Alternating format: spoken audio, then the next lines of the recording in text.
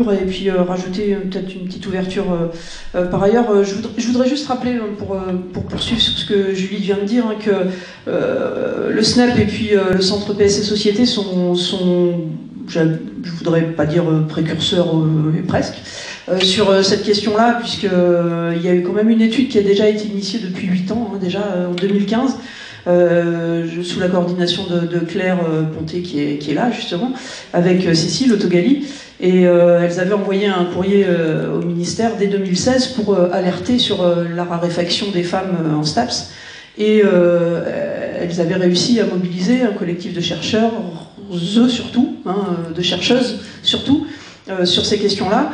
Et donc il y a un rapport qui a été publié en 2022, donc je vous engage à vous le procurer, il est en ligne, il n'y a pas de problème, et ça donne quelques éléments supplémentaires sur les raisons pour lesquelles les filles effectivement se raréfient en STAPS, et je trouve que je souhaitais le dire parce que comme c'est un événement qui est organisé par le SNEP, autant quand même qu'on puisse aussi dire, le SNEP et le SNESUP, mais autant qu'on puisse dire que en la matière, on a aussi un certain nombre de choses qui sont faites, et puis financées aussi, parce que le SNEP et le Centre PSC Société, entre autres, avaient financé cette étude.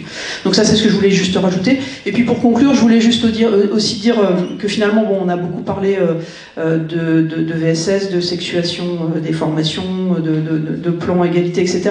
La question d'égalité salariale, je trouve, a été un tout petit peu moins abordée, donc je me permets juste de terminer sur ces questions-là.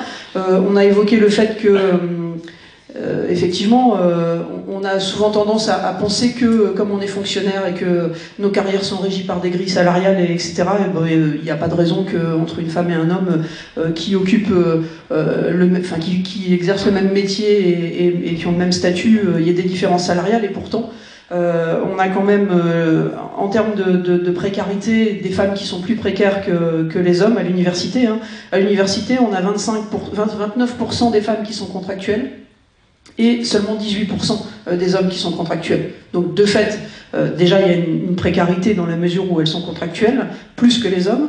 En termes de salaire, on a 45% des femmes, alors c'est souvent lié aux catégories C et aux BIATS, mais en tout cas on a 45% des femmes qui ont moins de 25 000 euros, alors qu'il n'y en a que 21% des hommes qui ont moins de 25 000 euros. Donc il y a un vrai écart salarial.